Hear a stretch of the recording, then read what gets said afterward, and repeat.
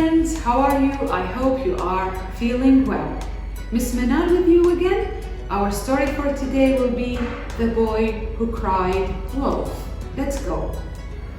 The boy who cried wolf. Cried here means يتباكى يصيح بفزع ولا تعني بكاء. Let's start. Long ago there was a young cheeky boy. Cheeky boy means the boy has big cheeks. Cheeky boy who looked after some sheep near a village. Village means this is a village. This is a village.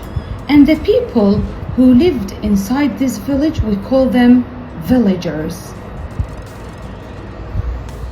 The boy was often bored. Bored يشعر بالملل. One day he played a trick on the villagers to pass the time. Wolf, wolf, he shouted loudly. The villagers came running up the hill to save the sheep. This is the hill, and here are the villagers came to help the sheep. However, when they got there, there was no wolf. The boy laughed at them. I tricked you, he said. You must not tell lies, said the villagers angrily, and went back to the village. Soon the boy was bored again. He thought for a minute and shouted, Wolf, wolf, again. The villagers rushed up the hill to save the sheep. The boy laughed at them. I tricked you again, he said. You must not tell lies, shouted the villagers. They hurried back down to the village.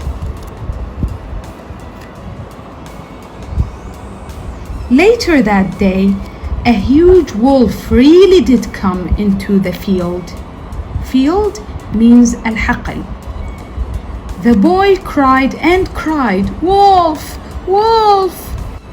This time, the villagers didn't believe the boy.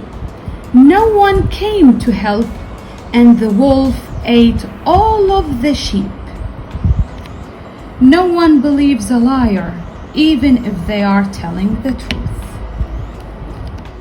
From this story, we learned that no one believes a liar.